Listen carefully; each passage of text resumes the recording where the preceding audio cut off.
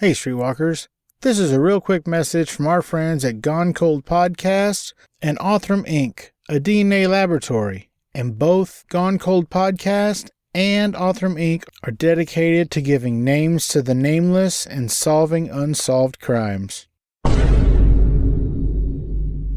Before we start, we'd like to talk about how you can help solve cold cases and help identify Jane and John Does at DNAsolves.com. In August 2014, in Granite County, Montana, a hiker making his way through the Welcome Creek wilderness discovered skeletal remains. Near the remains was various hiking gear, a CVS pharmacy bottle, Dramamine tablets, and a sheath knife. The Granite County Sheriff's Department quickly responded and began an investigation. The bones are thought to belong to a white male, 30 to 45 years of age, who stood about 6 feet tall at the time of his death. Dental records produced no matches, and DNA uploaded in FBI's CODIS returned no match. This year, 2021, the Granite County Sheriff's Office partnered with Othram Incorporated in hopes to get this man identified, who, until then, is known as Granite County John Doe. Othram Incorporated specializes in the recovery, enrichment, and analysis of human DNA from trace quantities of degraded or contaminated forensic evidence. At their website, DNAsolves.com, you'll find a crowdfunding campaign for this case, and at the time of this recording, a little less than $2,200 is needed to fully fund it. There are several other cases there that also need the public's help. These are cases that the law enforcement agency handling them do not have the funds to perform testing. If you'd like to be a part of helping solve this mystery, please go to DNAsolves.com and choose this or another case to help. There's another way you can help there too, by uploading your DNA data from a consumer testing company like Ancestry.com or 23andMe.com to DNAsolves.com's database. By doing that, you can help identify suspects in criminal investigations or give the name back to an unidentified decedent. Your data there is used only for law enforcement investigations. However you choose to help, we thank you in advance. Now, on to the episode. You heard him, Streetwalkers. Go to the website, see what you can donate, even if it's $5. And if the case they just mentioned is already funded, throw your money towards another unsolved and unfunded, very important case. Thanks, Streetwalkers. Now let's get to it. Hi, this is Richard Kinky Friedman, and you are listening to the podcast Fascination Street.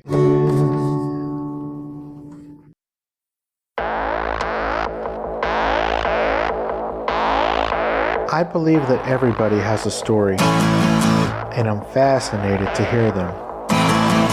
So come with me as we take a walk down Fascination Street.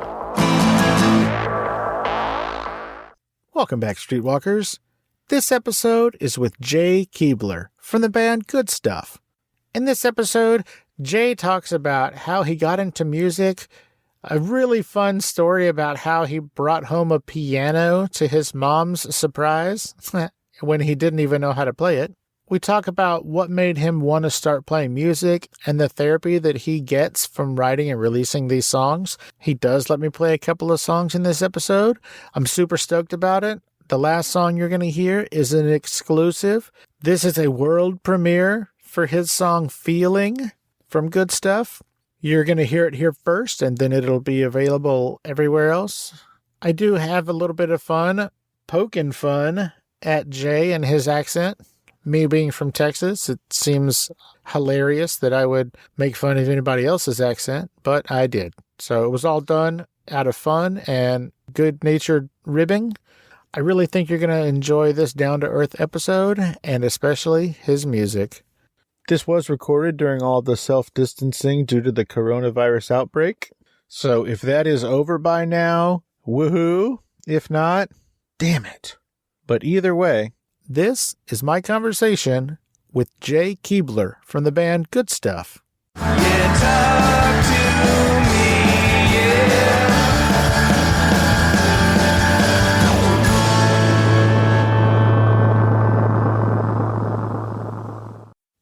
Fascination Street podcast, Jay Keebler. How you doing today, Jay? I'm doing well, Steve. How are you doing? I cannot complain. All right, so Jay, what I like to do is I like to find out what makes people into the people they are. I like to talk about sort of how people got directed into the path that they ended up in. Not to say that yours is over, but I would like to talk about how people got from there to here. So, Jay, why don't you tell me where you were born and raised, man? Where'd you grow up? Okay, so I was born on Staten Island out in New York, and in an early age moved out to Stroudsburg, Pennsylvania, out in the Pocono Mountains in like 2002, and then was raised out here ever since. Went to high school and pretty much lived out in the Pocono Mountains, raised up in the woods. So you're from Staten Island, born and raised? Born there and then shot over to Stroudsburg around 2 or 3 years old, and then raised out here for the rest of my life. Gotcha. What's it like to grow up in the Poconos, man? Very boring. Pretty much just mountain landscapes. So your most interesting time of the year is like winter, and you could go snowboarding about wherever you want. Other than that, it's pretty much small rural towns. Not too much big city things to do. You got like Scranton, Stroudsburg. Those are pretty much biggest cities out here. And then driving around Midwestern style, going to movie theaters and passing cornfields. You said a name of a town just now, and you said it weird. Will you say Scranton again? Scranton. Good old Scranton.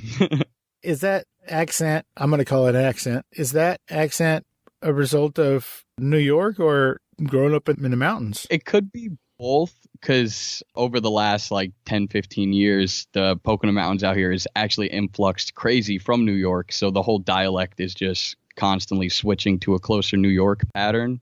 So I think it could be coming from my New York accent, but almost everyone out here enunciates just Scranton. That makes sense. Are you familiar with the Impractical Jokers?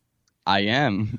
One of those dudes, Brian Quinn, Q, he is from Staten Island also, and I believe, and I could be just making shit up, but I'm pretty sure that his family has a house in the Poconos that they have like Thanksgiving and stuff at. It's like everybody comes together sort of meeting place.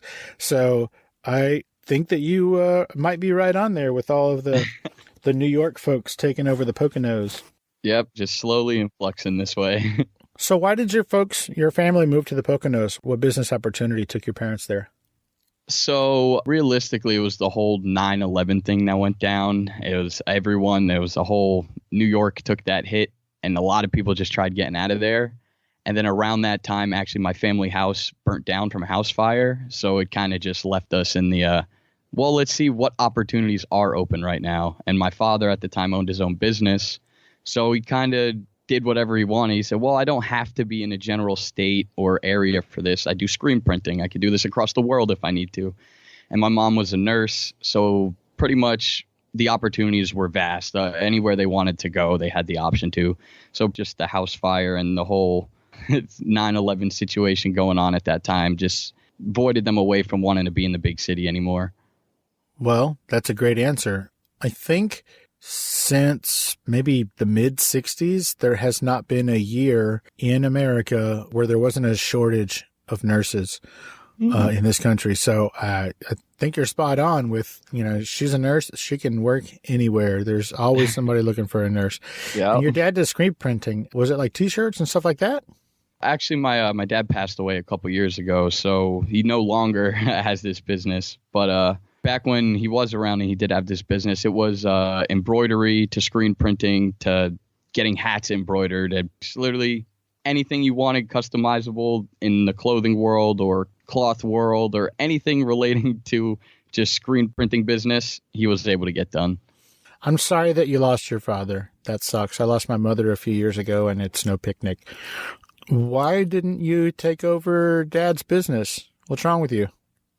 This is actually a controversial one.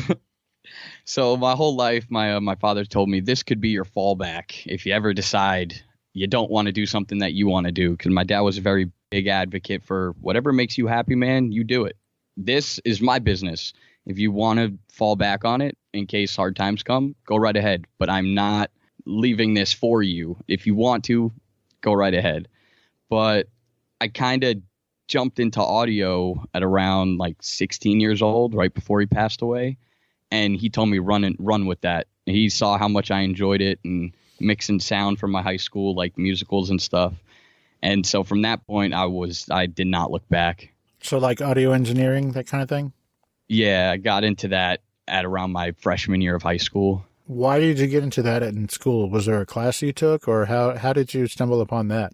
So I was a very troublesome child in school. I did not get good grades. I did not pay attention in class. I didn't even go half the time. And one of my older friends, who was a senior at the time, he was in the AV club, and that group was just filled with misfits trying to better themselves, I guess, at the time.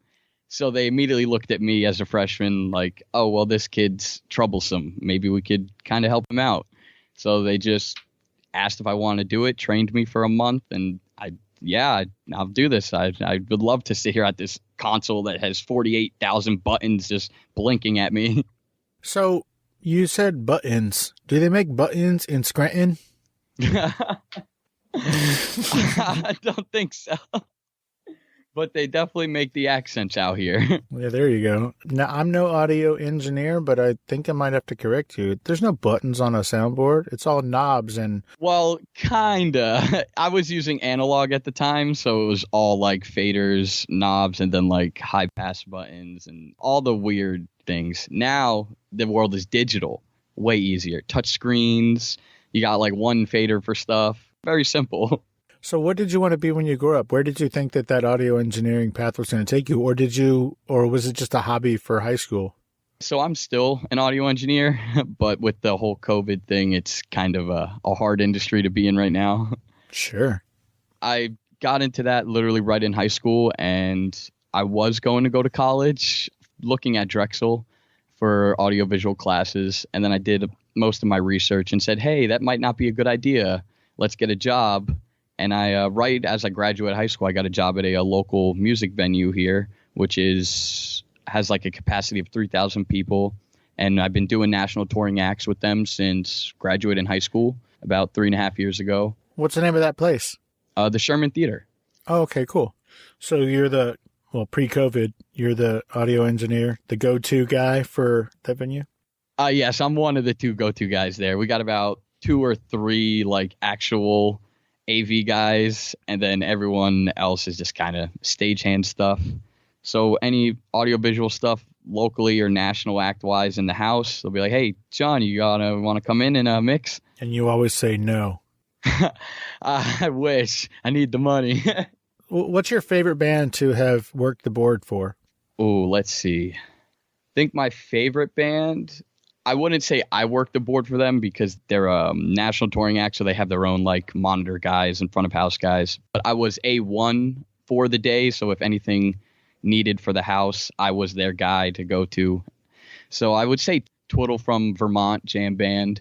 They were extremely good. I love their playing style, and they're just awesome dudes. Their crew is phenomenal. The whole band's just a fun vibe to hang around.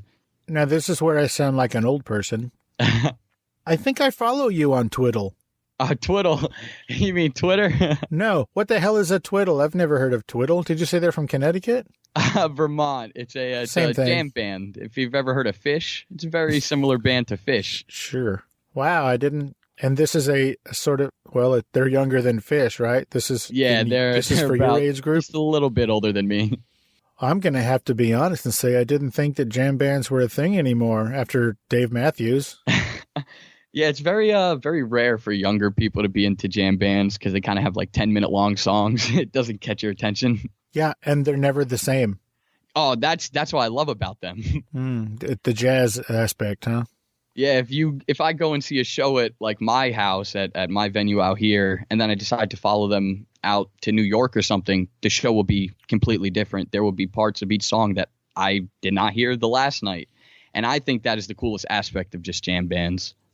So forgive me for asking this arguably a stupid question, but Is it a song if none of them know how to play it? Like, if none of them play it the same, that's a different song every time. So they don't have any songs? It isn't. I mean, I guess the way I compose my music, I kind of just give it a bass line, like a resounding progression. And then even if I change it up, I just classify that progression as a song. So it could have its little jam parts if need be.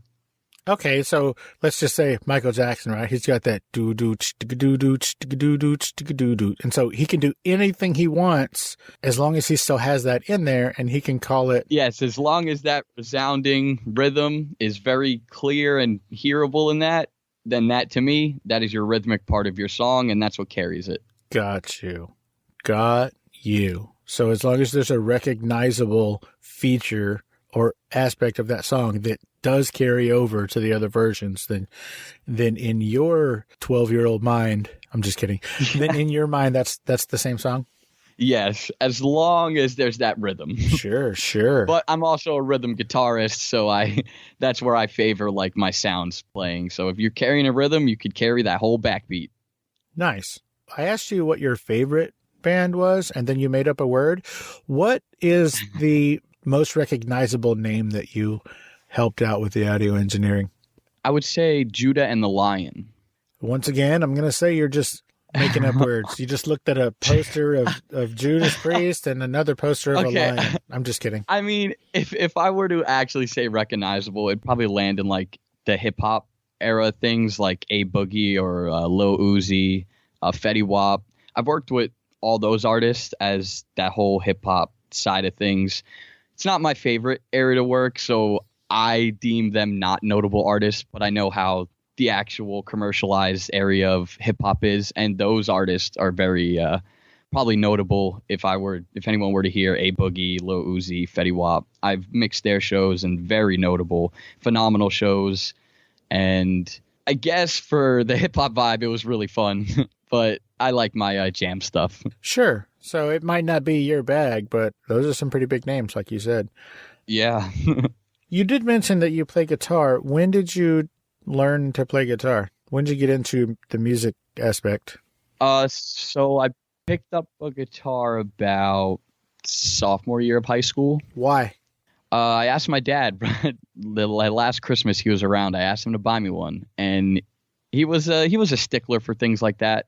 So when he kind of just, you want a guitar? I'll get it. And he immediately bought it for me. I was like, okay, maybe this means something. Maybe I must do something with this option I now have in front of me. Do you still have it? I actually do. I would imagine so. That's my first guitar. It's a piece of crap and it's all beat up and disgusting, but I still have it. Well, it's not beat up and it might be beat up, but it's not disgusting. It's what you broke your teeth on. It's what your dad gave you permission to be a musician by giving you that. That's what that is. Hey, Streetwalkers, here's a word from our sponsors. If you'd like to help find answers for the families of unsolved crime victims from all over, or perhaps identify a Jane or John Doe, please visit DNAsolves.com, where you can submit your DNA from a consumer testing company like Ancestry or 23andMe to their database. DNAsolves.com. Let's get back into it. Also, you play piano. When did you start doing that, and why? Were you just like, you know what, Dad, this guitar is not heavy enough. Will you buy me a piano? So I was lifeguarding with one of my friends one summer, actually my best friend, and his mom calls him, and she's like, hey, does Jay want a piano? It's free. All he has to do is come pick it up and make sure he can get it out of the house. I wondered how we were going to get this stand-up grand out of the basement of my buddy's friend's house. So takes about 3 hours, get a whole free piano, get it back to my house. And I think from that point, I sit down and start playing. I went about 3-4 years of just teaching myself and didn't touch my guitar at all. Yep. Did not touch my guitar for those 3 years. So were you living with your parents at that time?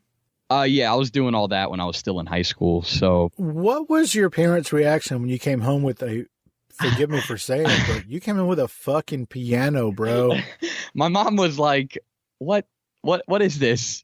How did you get this? And how much did it cost? I said, Mom, it's free. Don't worry about it. I'm going to learn. And that was pretty much it. She kind of just... She's like, okay, but you're going to have to put it in the attic. Yeah, we put it down in the basement. And all she said was, if we sell the house, you better be the one that gets it out of here. And you're all, Mom, if we sell the house, it's coming with a free piano. Yeah, exactly. My mom is currently selling the house and that piano is in there. Oh, that's funny. Did you write any songs on that piano? I sort of did. I would say I wrote some of my first couple songs on that piano, but I wasn't too into composition and songwriting at the time of only playing piano. So I didn't really know what I was doing. But I was playing and getting the practice in at the time to try and get to where I am now, I guess you'd say. All right, well, let's talk about where you are now. I don't have Spotify. I know that makes me a terrible person. It's cool. I'm a Apple Music fan too. Oh, well, again, this is where we part. I hate Apple. I know a podcaster can't hate Apple because, they have the whole Anyway, so I was not able to listen to your stuff on Spotify, but I was able to listen to it on YouTube. You have a YouTube channel, and I believe you have 4 songs up there.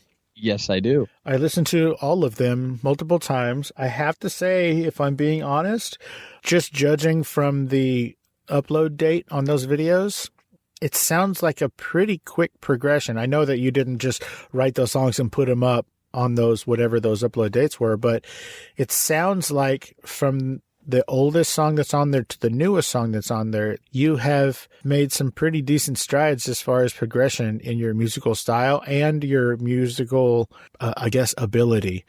And what I mean by that is your song Games. Oh, by the way, I'm sorry. The name of your band is Good Stuff. Yes. And the song I'm talking about, Games, that song is dope as balls. Oh, thank you, They're man. all 4 great, but that one is by far my favorite. It sounds pop punky, not all the way pop punky like Unwritten Law or Newfound Glory, but it sounds like it has hints of Middle Years, Blink, and maybe some Alkaline Trio kind of inspirations in there, if that makes any sense. Oh, it totally does. Blink has a lot of inspiration, especially in that song specifically. So I could totally see where you're pulling that from. Oh, then I'm neat. Now, this is way early. I usually don't ask this for a little while, but can I play that song? Can I play Games by Good Stuff on this episode? Gladly. Do you want to do me a favor? And introduce it? Like a radio DJ. All right. Hey, this is Jay Keebler of Good Stuff on Fascination Street podcast, and here's my new song, Games, available on all platforms.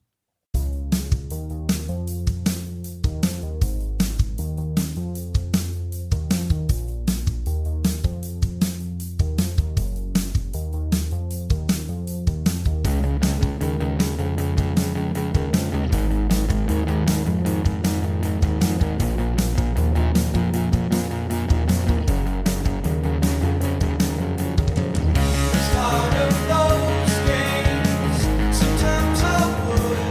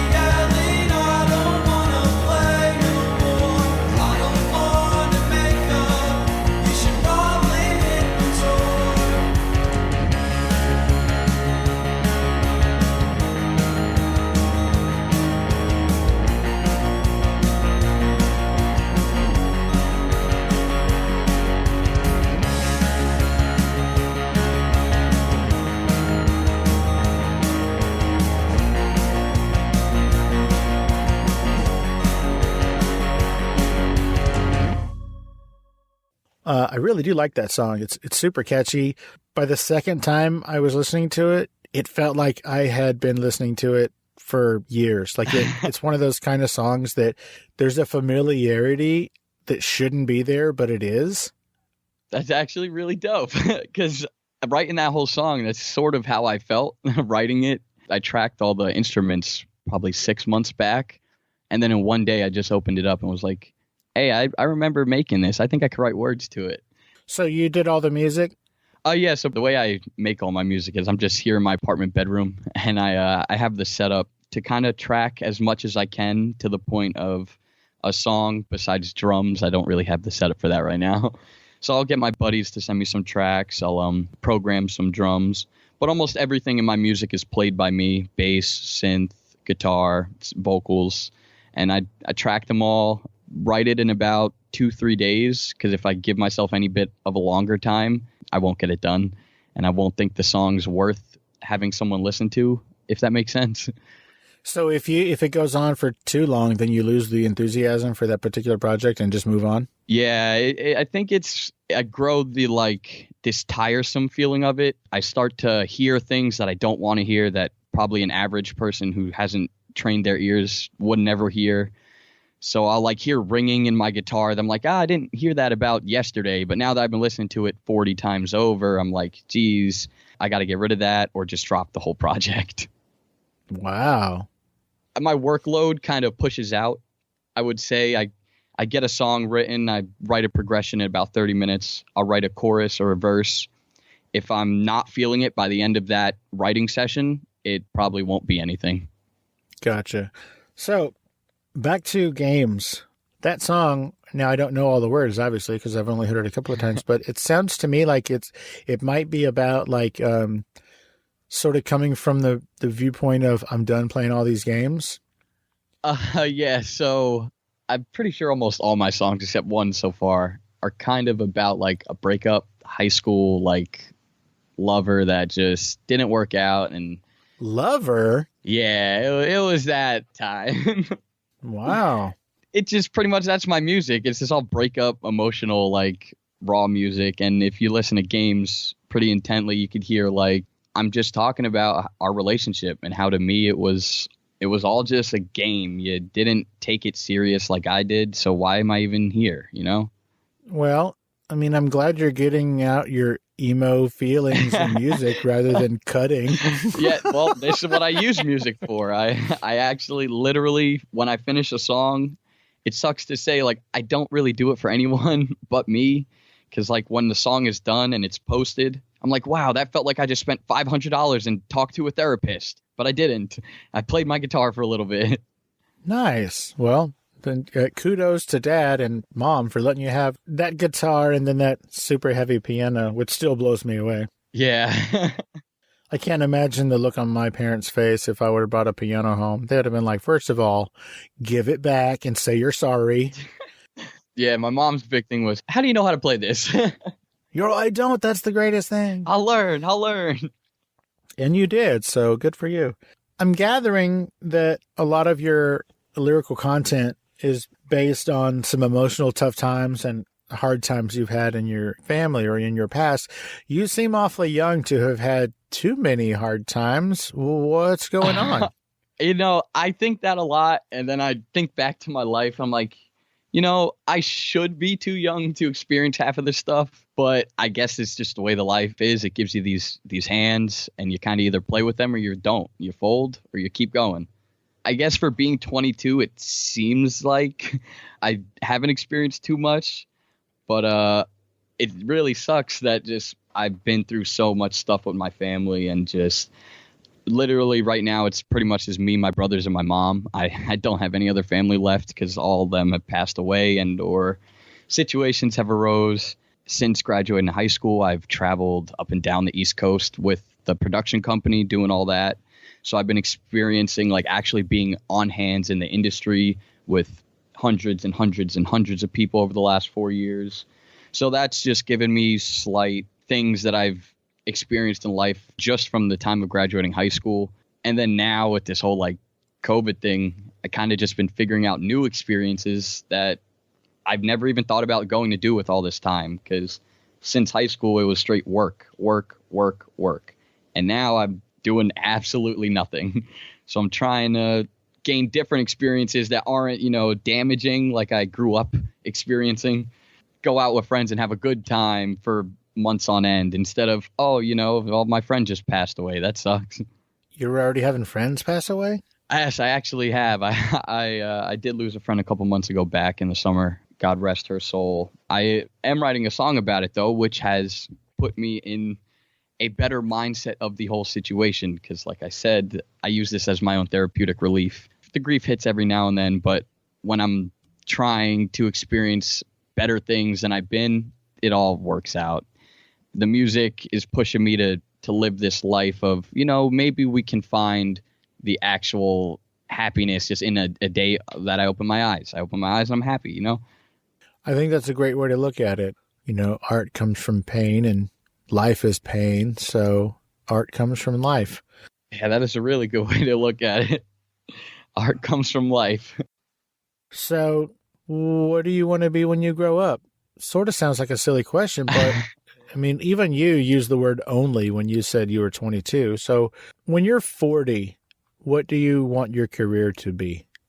I would say I'm still at this limbo point where I still like doing sound and want to own a production company for that time. So totally, I would be sufficed with 40 years old, a production company, a small studio, and maybe a record label, a small record label, independent label in there. That would be pretty cool. But with the way I'm enjoying this music stuff, I'm hoping by 40 I could still be performing my music around the world. Oh, cool. So that is something that you want to do when all of this is over? Because judging from your YouTube music uploads, those were all done during COVID. So after COVID, if there is an after COVID, what you want is you want to tour, playing your stuff? Yeah, I'm currently looking right now. I'm trying to plan it, but COVID makes it way, way harder with no actual degree of when it will be all over. So we're kind of just all in talks of, hey, when this clears up, would you like to come out here and do something? And the fact that every state is different. Yeah, exactly. It makes it so much harder because like next week you could fly to Texas and play anywhere you want. Yeah, because they lifted all their mandates and everything is 100% open. Jeez, that's a big part of what's going to come down into play in the industry is if I wanted to, I can go and play in Texas. But like an artist really might not want to. They might still have that factor of COVID was a real thing. It still is. Yeah, it still is. It still will be. And it will be for probably quite some time. So artists are all canceling their tours again for 2021. They started to reschedule them. And then last month they started canceling them all again because it just looked like it wasn't going to be promising for the whole year. So there's that whole limbo of we'll never know what's actually going to come of this industry and when it'll come back fully. But I know when it does, I have my eyes set on getting out there, getting on stage, and singing my damn heart out. Now, is there something that you're waiting for? Like, are you waiting for a particular percentage of people who have been vaccinated? Are you waiting for a particular number as far as what the COVID positive rate is? Like, what is your benchmark? When are you going to think that it's okay for you to stand on a stage in front of people and spit at them? So my benchmark, I guess, would be I have it sort of lucky because I'm in the industry as an engineer. I guess when that starts to come back into play, that's when I'll keep looking again to getting my own shows going.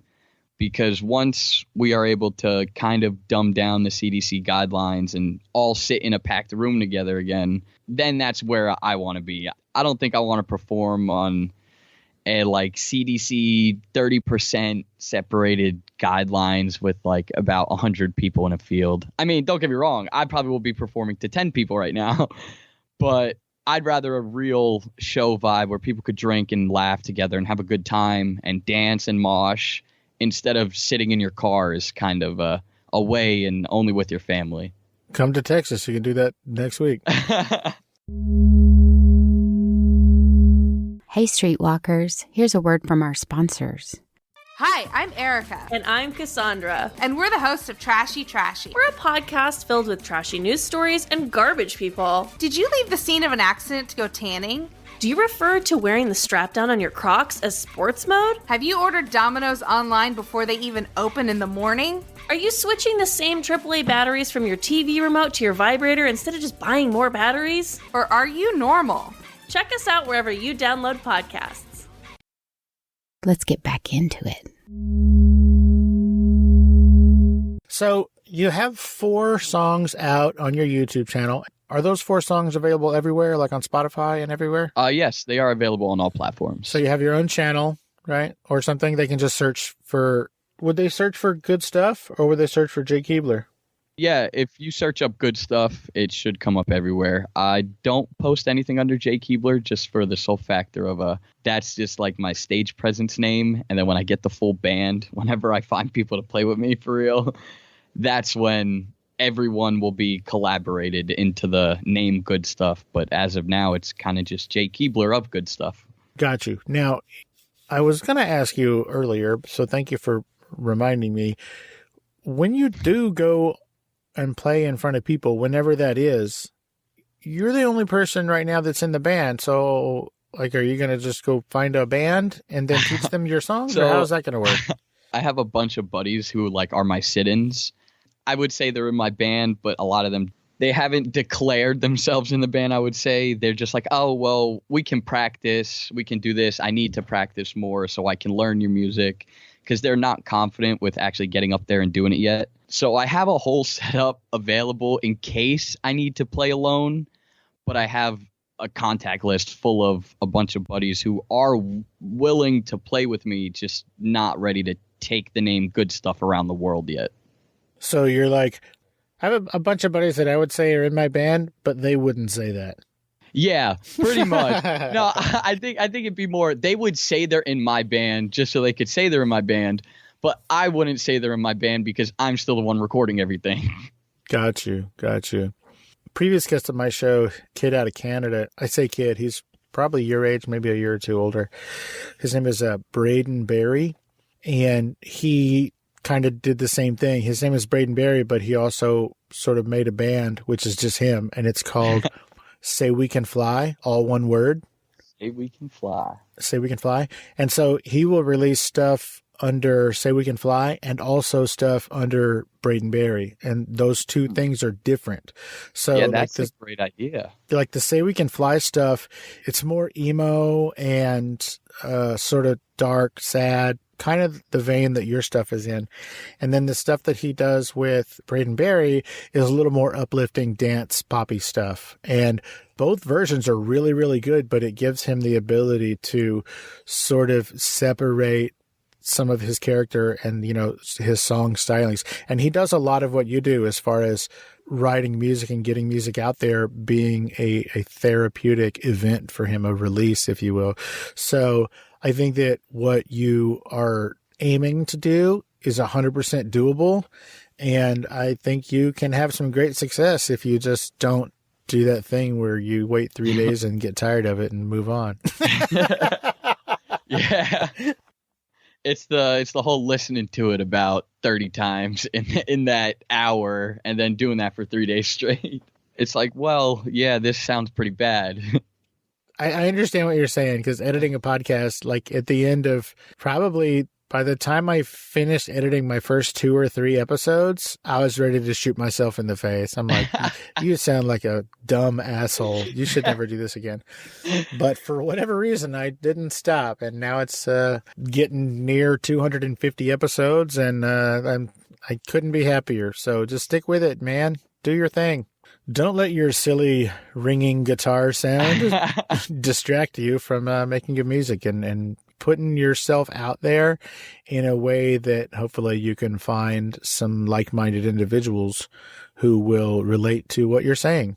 I really hope I do. That's the idea. I put myself in a vulnerable outlet for hopefully someone, like, I know myself as a fan of music. I relate to artists so much that it's one of those, wow, this guy's music actually like saved my life type of things. So I'm hoping I could attach my music to someone's life that way. Even if it's one person or 100,000 people, I would just like one person to feel that way about my music like I do about others. Name an artist whose music has saved your life, and if you say a twiddle, I swear to God, I will hang up, bro. Oh, no, this one. Gus Dapperton. He is probably my favorite artist. I've seen him live one time. I wanted to work with him so bad, and I've been listening to him probably the last 4 years. Every time he drops a new song or an album, it just hits me so deep. It attaches to me, and it becomes an actual soundtrack to a particular part of my life. I think that man is a genius, and his musical style and talent since I started listening to him has progressed so much that he is one of the biggest inspirations just to me in general as a human being and as an artist. Well, I've got a wonderful surprise for you. He's been silent this whole time. Say hi, Gus. That would have been weird. That would have been pretty wild. That would have been crazy. I just made him sit there and shut up for 40 minutes. I'd be like, yo, Gus is in here just quiet. Just being quiet, just hanging out, taking notes. He's like, this guy, I got to write stuff down about. What does your family think about your music? I'm assuming they've heard it. So my mom, she's very supportive of it, typical mother stuff.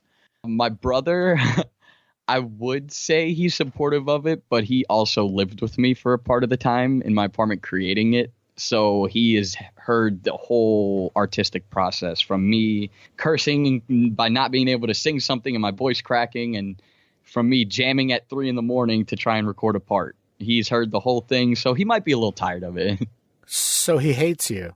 Yeah, probably. That's cool. I can dig it. That makes sense. How often do you put out new music? I've been trying to do about every other month, monthly to every other monthly schedule, but it's pretty complicated when you're doing it all yourself. And you're also worrying about the whole marketing and figuring out how to make a social media presence. And when you're just your lonesome self as an artist independently, no label, no nothing backing you, you're using your own money that you barely have because you're not working right now, it gets pretty complicated. But I'd say monthly, every other month, I've been looking at dropping new content for people. And how do you think that has been received? I think it's been received very well for the sole factor of it's keeping it interesting. It's not like giving people one song and then 6 months for another one. If they don't like the one song 1 month, they have another one coming right up. So we'll give this a shot. We'll keep listening and engaging ourselves because this was an all right song, but he's releasing every month or every other month. So it's keeping me intrigued. Maybe this next one will be a little bit better. And I think the way I'm going about it, I'm kind of dropping the singles as I finish them. So then later in the year, I could group them all up as like an EP or an album.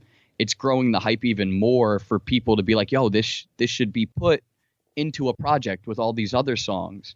So it's just helping me grow the actual fan base up without really needing to do the marketing because it's doing it for itself. That makes sense. So you have currently 4 songs released on all platforms, and basically you just said you're working on, putting those together as a single project, maybe an EP or a full-length album or whatever. Is there a particular reason that, for the most part, your songs have so few words in the title? I once heard a lady explain that she was told by a very famous songwriter that a really good, catchy song title should have 3 or less words. Why do you have so few words in your titles? I love the simplicity in it. I feel like when I listen to a song and it kind of has anything more than like 2 words, I just will only say the first word as the title.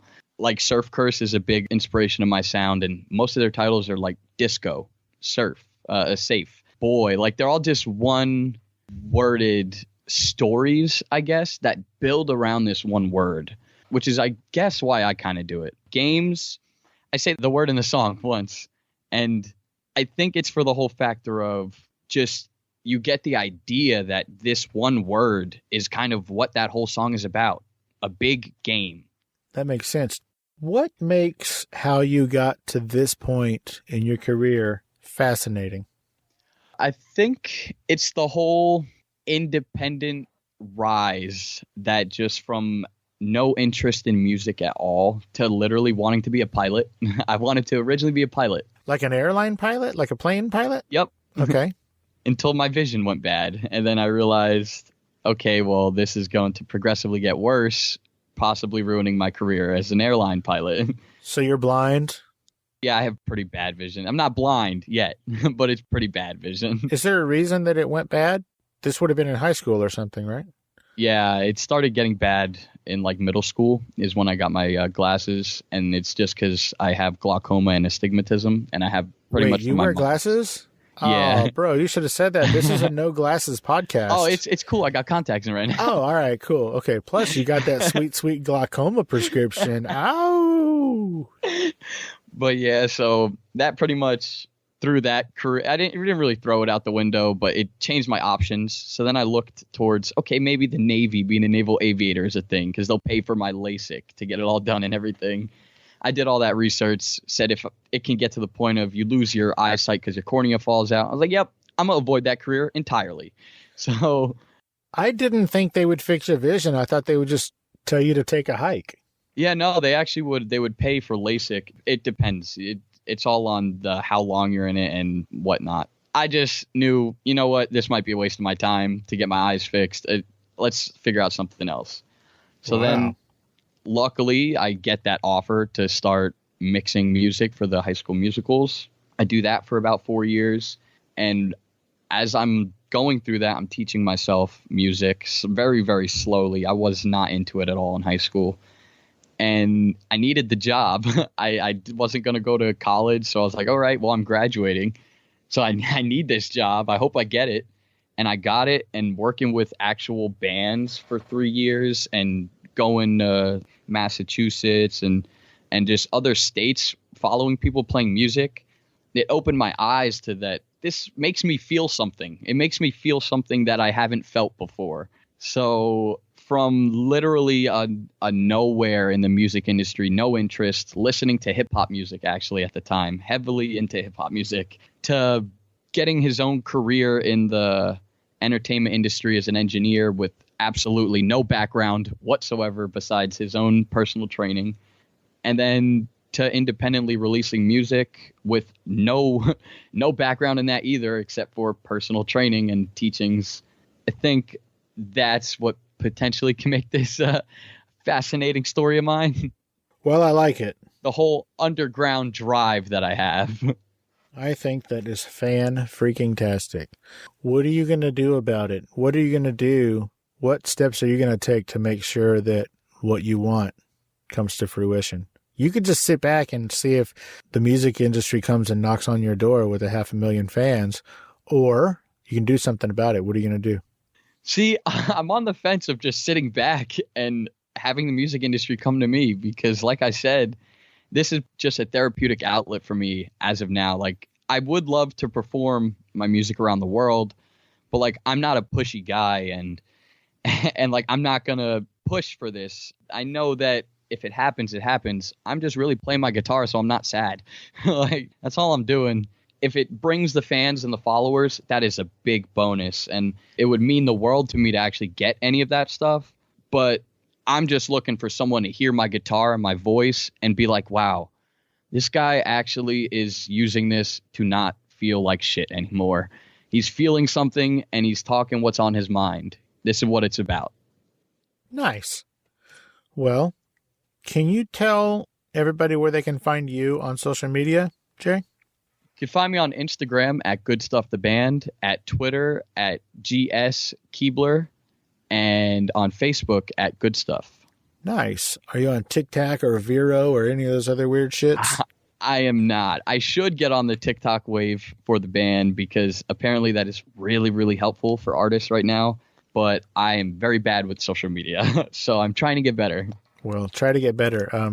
I recently interviewed a young lady named Jax Hollow, and she started her TikTok account or whatever. And, you know, she would put up little pieces of her music, and that actually drove like record sales and interest and Spotify streams and all that kind of stuff. And she was stunned at the effect that those TikTok little videos have had driving, traffic to her website and her Spotify downloads and those kinds of things. So definitely look into that and give that a shot, because it's there for a reason and it's there for the taking. So go get some of that. How often did you say you're putting out new music?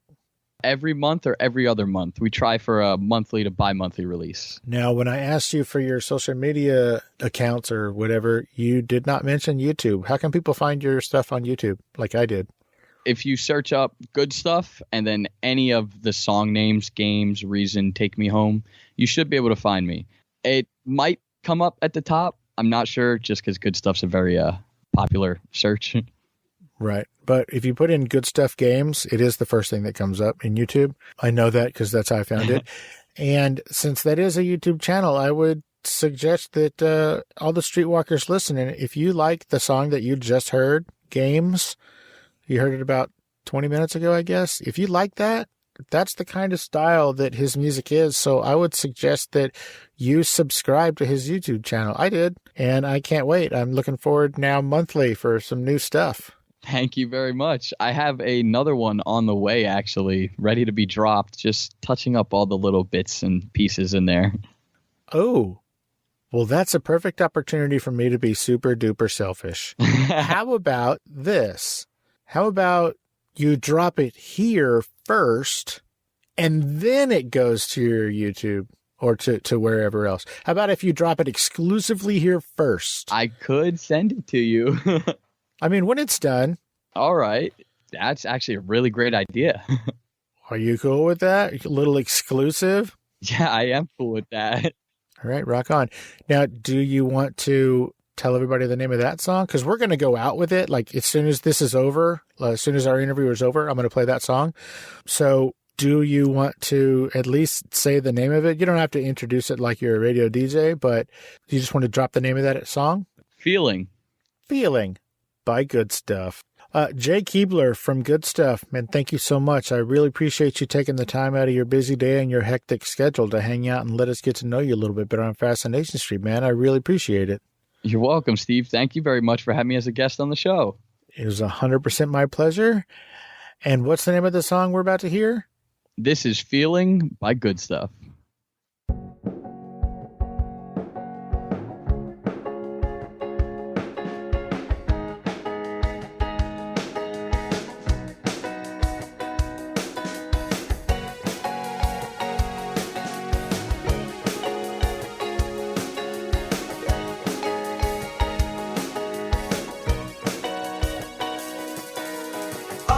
So tired of a blood that carry healing. I wasted all this time fucking up my feeling. Do you see what I mean? As I'm writing these words on a tiny notebook sheet. Do you see what I mean? As I'm playing the verse on my blue telly.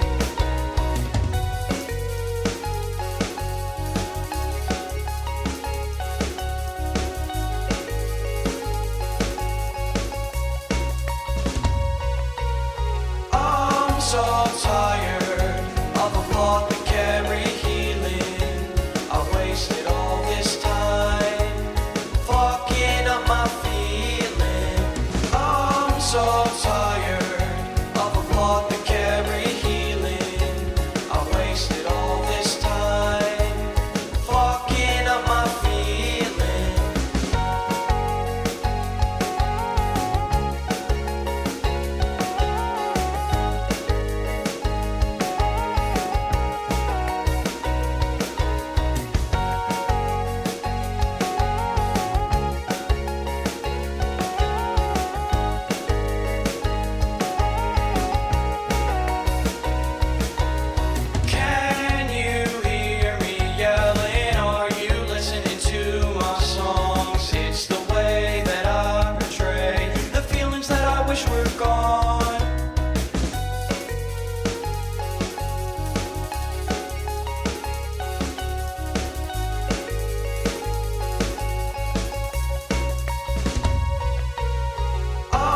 so tired of a blood we carry healing. I wasted all this time fucking up my feeling. I'm so tired of a blood we carry healing. I wasted all this time fucking up my feeling. Nice. Thank you very much, Steve. All right. Thanks, man. That was awesome. You have a great weekend, man. You too. Have a good one, Steve. All right. Peace. Hey, Streetwalkers. It's time for a giveaway. Thanks to our generous friends at Sylvania, we're going to give away some Bluetooth speakers. What do you think? These are fairly special and limited Fascination Street podcast edition, as they have a little Fascination Street emblem on the end. This oblong Bluetooth speaker is about 8 inches tall and about 3 inches in diameter, and is IPX4 waterproof. So how do you win? Well, what I need all of you to do is post a short video to your Instagram story, your Facebook story, or even your TikTok, telling everybody why you love Fascination Street Podcast and which is your favorite episode. Make sure to tag the show in these videos, and each week I'll pick one winner to win one of these special limited edition Sylvania Bluetooth speakers, and I'll mail it to you. And I might even throw a couple of other Fascination Street pod swag in there as well. So tell a friend, tell all your friends, and include it in your stories on Instagram, Facebook, or TikTok. And don't forget to tag the show, Fascination Street Podcast.